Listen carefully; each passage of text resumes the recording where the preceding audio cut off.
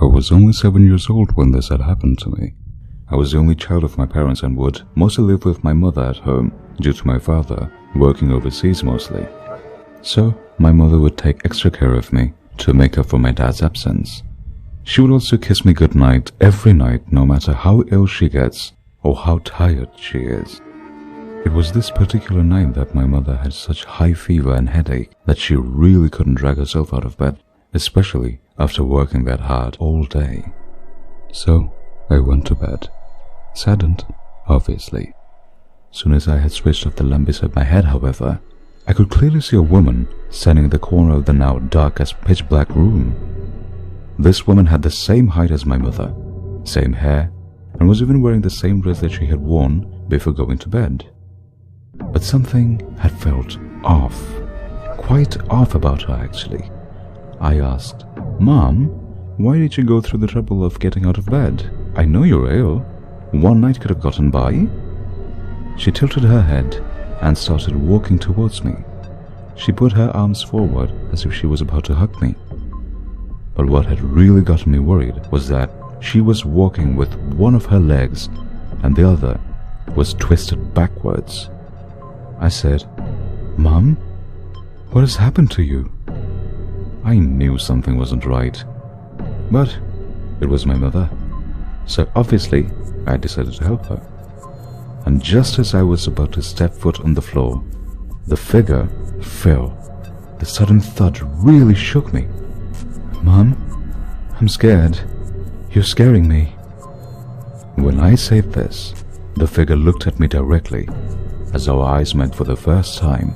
A fear so beyond my wildest imagination had paralyzed me. I couldn't utter a single word. The figure then started approaching me as she pulled herself with her hands.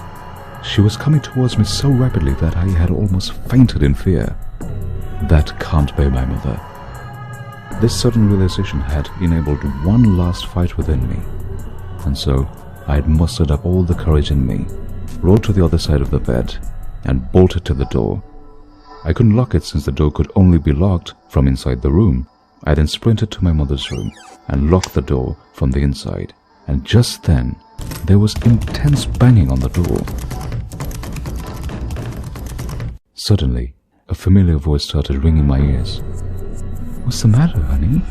Don't you want to kiss anymore? Am I really that ugly and worthless to you now?" "You swine. I should have cut you like a pig as soon as you passed through my cunt. Open this door, you little whore, so I can pull your insides out through your cunt." I started crying helplessly. That's my mother's voice, alright. But she would never even raise her voice all that much, let alone use such vulgar language. No matter how bad of a mistake was made, she would keep calm and politely explain what was wrong, and why it was wrong. And just when I had thought that this devilish figure that claims to be my mother was going to devour me, a warm touch had filled my shoulder. "What is it, darling? You're trembling. Did something scare you?" I was so scared that I was about to run away screaming, but she had picked me up, hugged me, and said, "Let's find out who it is that's bothering my little fairy, shall we?"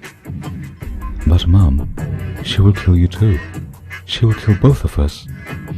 "Not if we're together, darling. I won't let anything happen to you." Saying this, she had opened the door. I hid my face in her neck, fearing what could happen next. "There's no one here, dear." I was shocked. "But Mom, she was just here.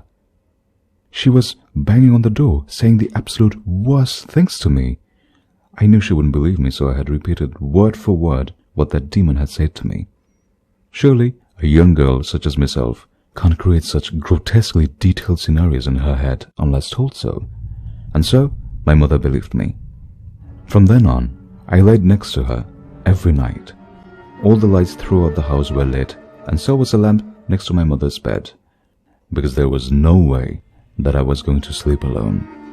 Not after that.